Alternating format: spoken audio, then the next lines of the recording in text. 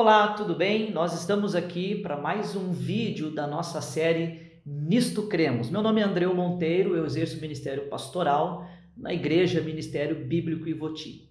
E nós temos como o sexto tópico teológico daquilo que nós acreditamos como a depravação total do homem. Este é um assunto importantíssimo, porque isso dá significado ao Evangelho. Nós trazemos soluções para as pessoas, que é o Evangelho de Cristo Jesus, mas é importante que as pessoas entendam o tamanho do problema, que é o pecado. O pecado, de fato, é uma realidade, e o fato de muitos o negarem não faz com que o pecado deixe de existir. Pelo contrário, ele vai continuar existindo, você queira ou não, você acredite, ou seja conveniente ou não, de que ele exista.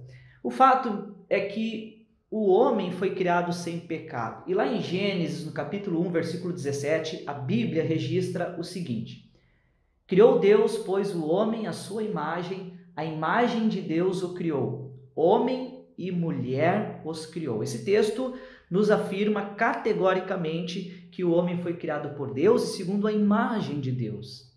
E Deus é um Deus santo, então se Deus criou o homem segundo a sua imagem, Deus criou o homem sem pecado, refletindo o caráter dele. Bom, o homem foi criado sem pecado, mas aconteceu do homem pecar.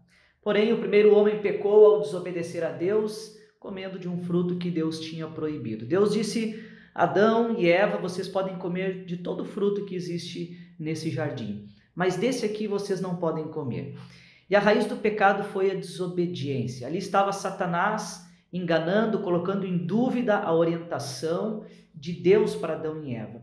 E eles deixaram que isso tomasse conta do coração deles. E eles desobedeceram. Ali foi o primeiro pecado, o primeiro ato de desobediência e de rebeldia contra Deus. O homem foi criado sem pecado.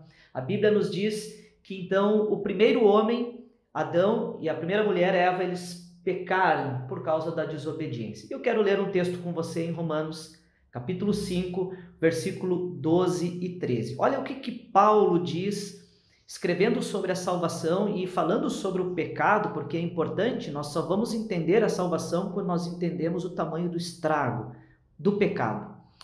Então, Romanos capítulo 5, versículo 12 diz assim: portanto, assim como por um só homem entrou o pecado no mundo, e pelo pecado a morte, assim também a morte passou a todos os homens, porque todos pecaram.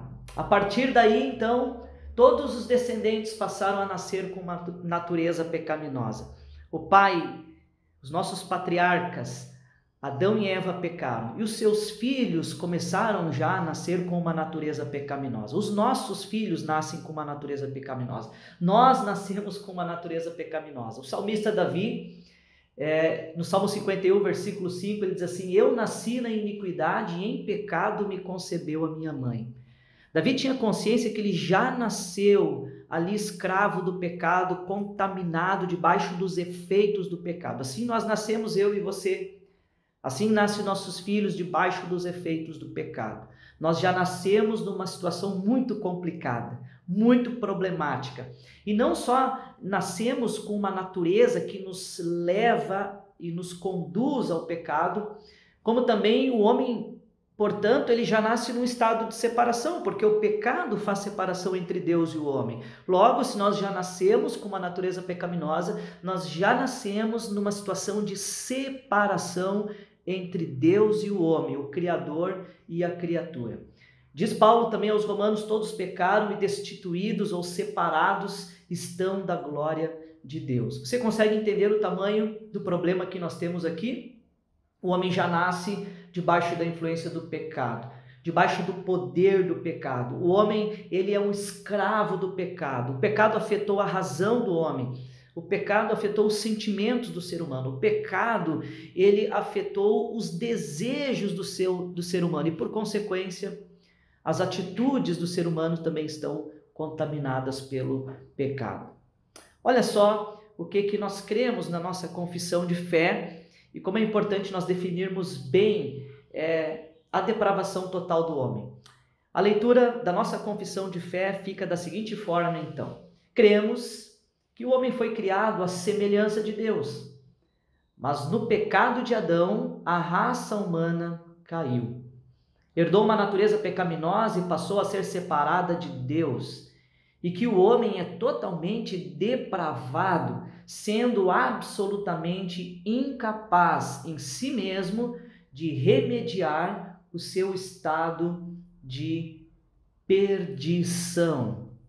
Então nós conseguimos observar nessa confissão de fé que toda tentativa do homem é inútil, toda tentativa do homem de se reconciliar com Deus, de conquistar Deus, de impressionar a Deus, toda tentativa é corrompida, porque o pecado nos afetou por completo em todas as áreas. Isaías capítulo 64, versículo 6, esse texto bíblico nos diz o seguinte: mas todos nós somos como imundo. Algumas versões dizem que a nossa justiça é como um trapo de imundícia, mas todos nós somos como imundo, pecadores, e todas as nossas justiças como um trapo de imundícia. Tudo aquilo que nós tentamos fazer, que é uma justiça própria, humana, baseado no nosso esforço, nos nossos projetos, nas nossas tentativas, nunca vai conquistar o favor de Deus, porque nós fomos corrompidos pelo pecado. É necessário uma ação externa, divina, para nos resgatar do pecado. Essa é a situação do ser humano. Então, por isso, nesse aspecto da nossa confissão de fé, sobre a depravação do homem, nós conseguimos observar de maneira clara que o homem não tinha pecado, ele pecou pela primeira vez em Adão, esse pecado fez com que a sua descendência nascesse com uma natureza pecaminosa e já separados de Deus, agora numa situação muito crítica, com a mente, as emoções, as atitudes, todas contaminadas pelo pecado. E que ele é incapaz, por causa do seu pecado que o escraviza, de conquistar o favor de Deus. Então nós concluímos com tudo isso que o problema do homem é muito sério. Avalie o seu coração, avalie a sua vida. O problema do homem é muito sério. O homem é incapaz de resolver esse problema. O pecado torna o homem digno do juízo divino. Então o homem necessita de um remédio para essa grande doença chamada pecado. E é isso que nós veremos no nosso próximo vídeo, quando nós falaremos sobre a salvação. Quando nós entendemos o tamanho do estrago do pecado, quando nós falamos da salvação, nós entendemos a importância do remédio. Que Deus abençoe grandemente a sua vida e que você realmente possa avaliar a sua salvação, o seu coração na perspectiva correta do pecado que fez um grande estrago. Mas assim nós poderemos nos regozijar com a abundante graça que veio sobre nós. Que Deus abençoe a sua vida e até o próximo vídeo da nossa série Nisto Cremos.